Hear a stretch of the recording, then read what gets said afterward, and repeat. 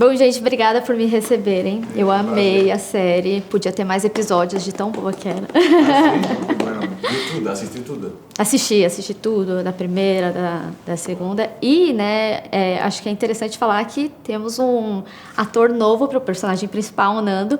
Eu queria que você falasse um pouquinho o porquê disso, se puder, ou como que foi para você até mesmo pegar um trabalho em andamento. É porque gosto de fazer desafios complexos e difíceis. Eu acredito em que eu quero construir uma carreira diferente, eu quero poner-me à prova de minhas capacidades, entregar um conteúdo diferente, uma versão diferente de mim como pessoa e de como ator também para meu público. Então, esta proposta quadrava com tudo isso. Então, quando ligaram para mim para fazer-me o papel, eu falei, nossa, vai ser muito difícil, me vão comparar, vão criticar-me porque sou outra pessoa. Depois falei, não comparo, eu não me comparo, é uma oportunidade para eu crescer, para poner-me à prova, para sair de minha zona de conforto. Então, dije que sim, aceitei. E meu processo criativo foi muito livre, porque a segunda temporada é 100% ficção, é um guion novo, então, e o guion é muito legal, ou seja, tem muitas portas abertas, tem muito jogo, é um gênero que tinha muita vontade de trabalhar, que é a ação, o thriller psicológico, o drama. Então foi muito legal poner-me à prova e experimentar trabalhar com atores portugueses, brasileiros, espanhóis, trabalhar um acento espanhol, porque eu também estou fazendo uma carreira na Espanha e eu sempre fiz personagens com meu sotaque, que sou chileno, latino, e agora este é meu primeiro personagem que tem minha identidade espanhola. Então, para mim é um logro e é um seguinte passo para poder também sentar bases de trabalho em Espanha. E falo português também, porque tive a possibilidade de trabalhar aqui, eu amo o Brasil, então também quero conectar com meu público brasileiro.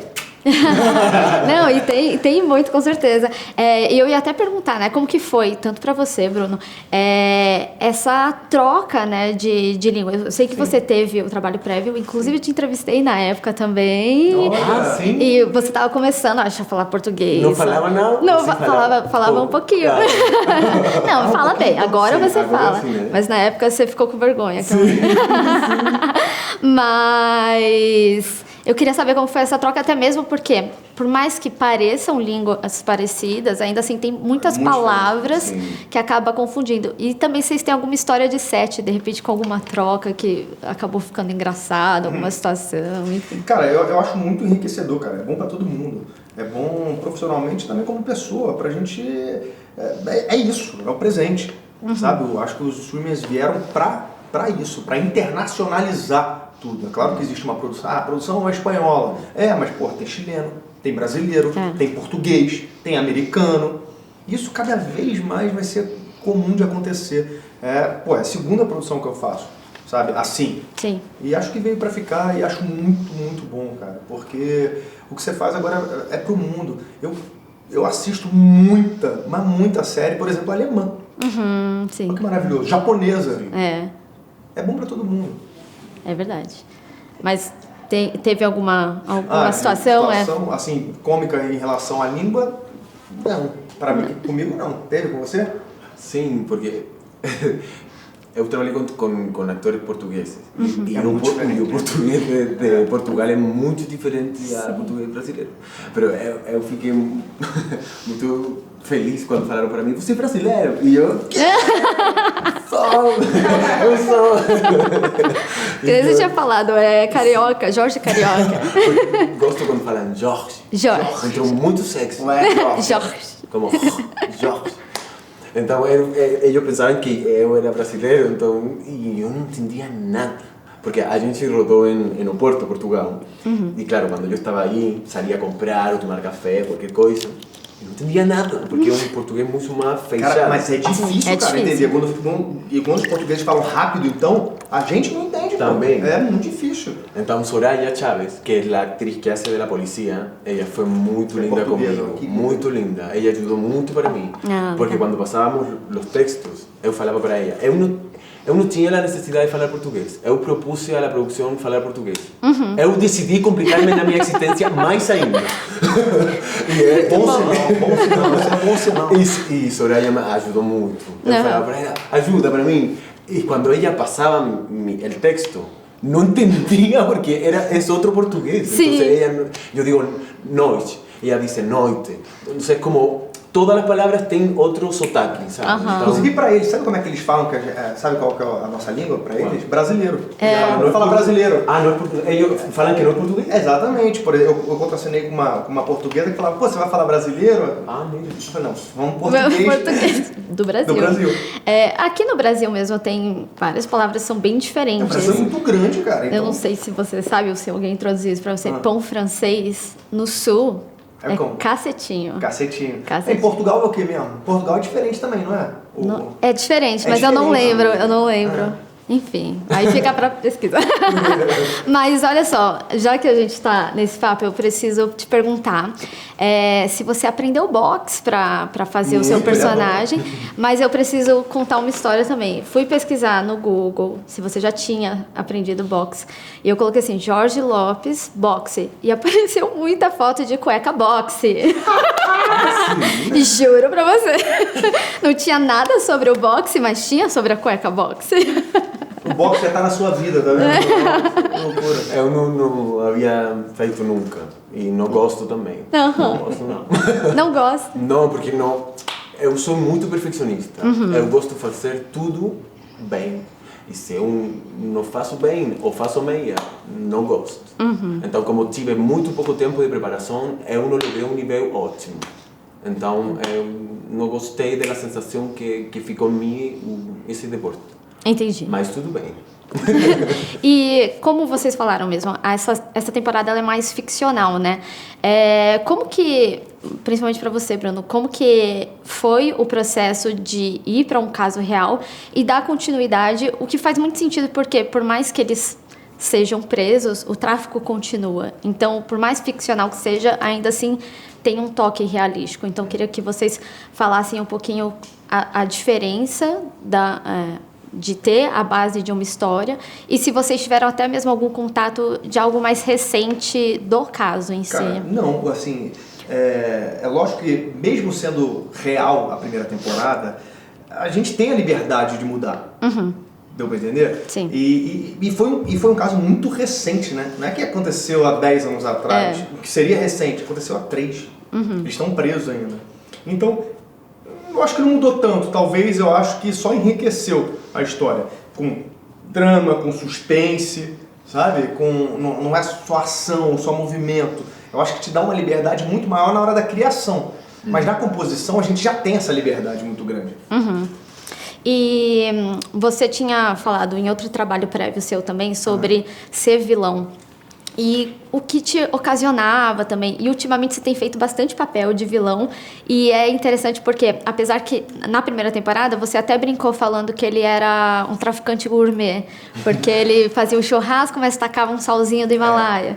E aí nessa a gente já tem cenas muito mais tensas de fazer. Mas eu acho que retrata muito a realidade do nosso narcotraficante, né? Porque quando a gente pensa em narcotraficante brasileiro, a gente vai logo pra favela, pro cara preto, o cara que anda sem camisa de fuzil, e na verdade quem manda, quem mata, não são esses caras. Esses são, é claro que eles são isso tudo também, mas são muito mais vítimas de uma sociedade que não cuidou dos seus, entendeu? Do que o cara que tem grana, que sempre teve, que é estudado, mas que faz isso por ganância, por dinheiro, entendeu? Então acho que a série retrata muito bem esse tipo de brasileiro, desse tipo de narcotraficante brasileiro, que é o que a gente vê pelos noticiários, com um helicóptero lotado de cocaína, só que trabalha no governo e é solto, entendeu? E que é real. Então isso me fascinou muito para fazer esse personagem. Certo. E Jorge, para você tinha falado bastante sobre desafios. Você acha que esse personagem ele é um amadurecimento da sua carreira? Totalmente. É isso. É um quebre, é um antes e um depois na minha carreira. Porque estou fazendo projetos interesantes. Con esto no estoy falando que lo que fiz antes não é interessante. Só que agora empieza a ponerse diferenciativo as coisas que eu vou fazendo, e eu gosto disso, eu gosto de entregar sempre coisas diferentes, e esta é a primeira oportunidade que me entregan de romper el paradigma y de demostrar que podemos reinventarnos y que puedo hacer cosas diferentes, porque cuando uno en esta industria funciona en un registro, solamente te dan cosas de ese registro. Sí. Yo, cuando me vine a Brasil, tenía muchas propuestas en España con características súper similares al personaje que yo hice en Élite. Y yo no acepté ninguna, y no tenía trabajo. E quando ligam para mim para fazer o convite com Netflix Brasil, eu falei, bom. E era uma série leve, que não tinha maior complexidade, não era complexa, mas tinha um desafio, que era a língua, era morar em outro país, outras dificuldades que para mim, como ser humano e como profissional, era o que eu necessitava. Então, acá a mesma coisa. É outra coisa diferente, pero yo creo que eso acontece cuando uno tiene las cosas claras y sabe lo que quiere. Y yo creo entender lo que quiero hacer, entonces creo que va tudo bem. Sim, com certeza. Você falou o negócio do vilão. O que me fascina são personagens humanos. Entendeu? Porque tem muito mocinho que não tem nada de humano. E muito vilão que tem muito mais humano do que de mocinho. Eu acho que é isso, encontrar essas coisas, sabe? A diferenciar um vilão pro outro. Isso me fascina, cara. Com certeza. E já que o Jorge até tocou num ponto que eu ia trazer, que era sobre repetições de personagens. Tem algum tipo de personagem que vocês tenham muita vontade de fazer e não teve convite ainda, oportunidade? Tem algo que vocês almejam? Muitos, cara. Quanto mais humano for, mais diferentes são os personagens, porque os humanos são diferentes, né? As pessoas, quando você é humano, quando tá bem escrito, você pode brincar. Cara, tem muito. Eu quero fazer um dia um abusador, por que não? Sabe? Levantar essa discussão do poder. Porque o abusador nada mais é do que um cara que se acha poderoso, né? Com certeza. Eu gostaria de fazer um assassino serial. Nossa, eu fiz um, é tão bom fazer. É muito bom. Ou um político corrupto, um líder político, que não tem nada a ver comigo. Porque eu não curto nada de política, eu não acredito em ninguém da política. Então, gostaria de entender e estudar essa temática. Difícil seria fazer um honesto, né? Muito bom, é verdade. E também, como a gente falou bastante da segunda temporada, que ela é mais ficcional, isso dá margem para a história ir para muitos lados. A gente poderia ir para uma terceira temporada? Liga para Prime Video Brasil. Prime Video Brasil, Espanha. Prime Video Portugal, Prime Video Brasil e Espanha, por favor, vai. Obrigada por me receberem. Eu adorei a série, adorei a ação toda. Mas antes eu queria saber um pouquinho de vocês. A gente tem uma série com várias línguas. Tem o português de Portugal, português Brasil, espanhol. Como que foi essa experiência para vocês? Eu sei que, Leandro, você já está desde a primeira temporada.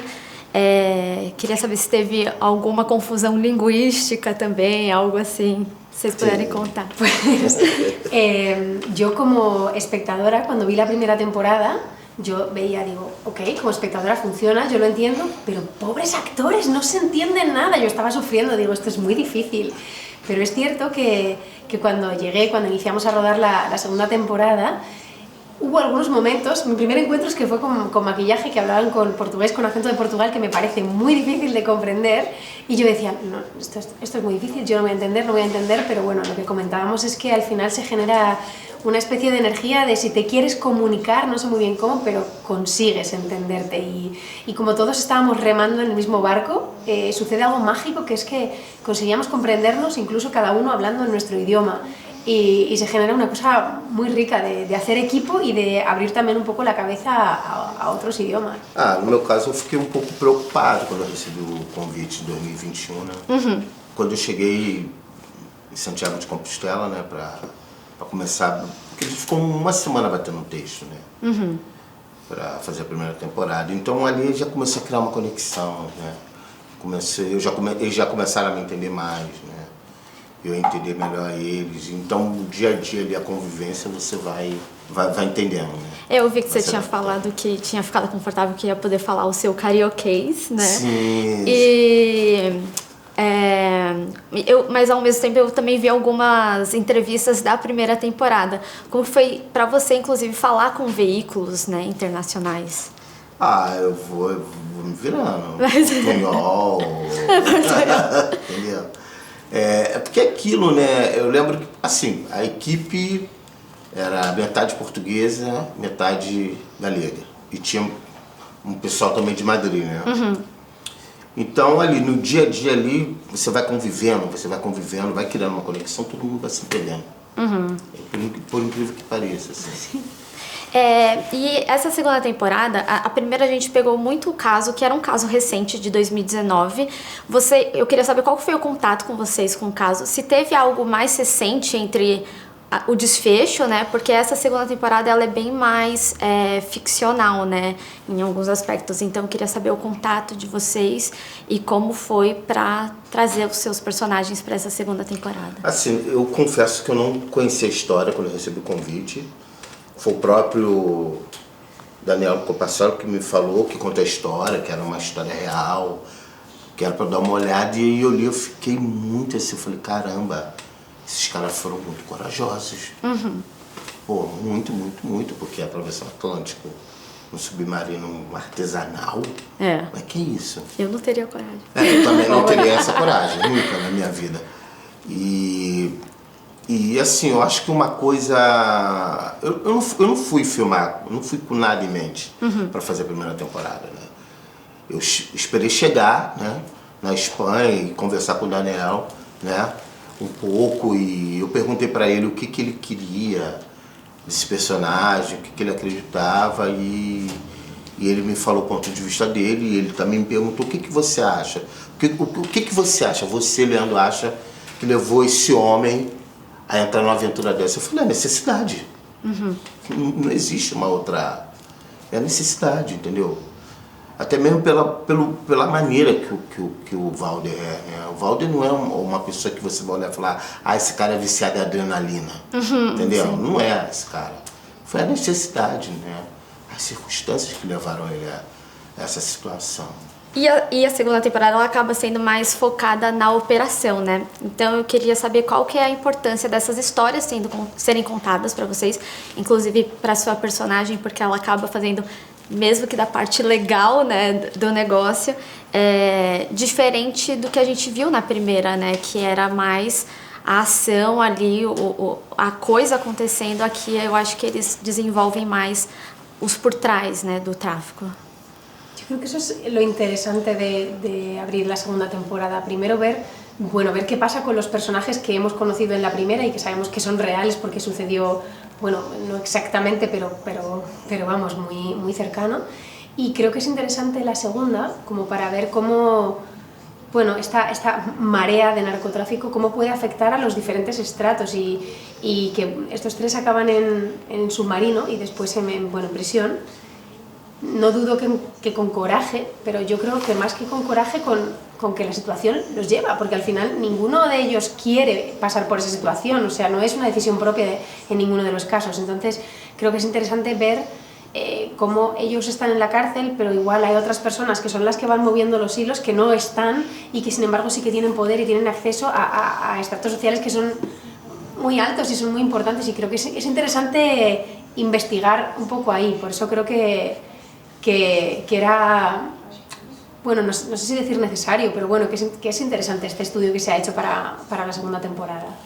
E também mostrar como é que esses personagens, como é que fica a vida deles, né, depois de toda essa travessia, toda essa aventura, e como é que cada um acaba digerindo, né, o fato de estar preso, né? Principalmente o Valder, né, que ele não é daquela região, não é daquele país, né? Sim. A quilômetros de distância, longe da família, né?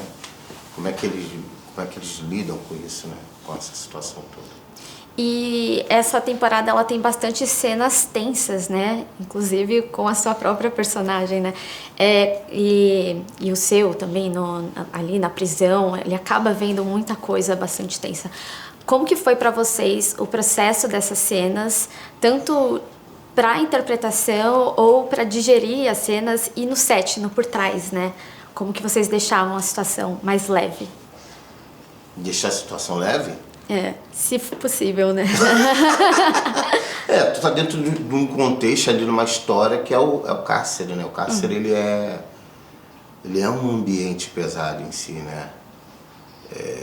Imagina a energia, né, que está ali naquele lugar. E é interessante porque o lugar onde que eles montaram, né, toda a estrutura, é uma antiga fábrica de armas. Nossa! Sí, es. De la época de la dictadura de Franco.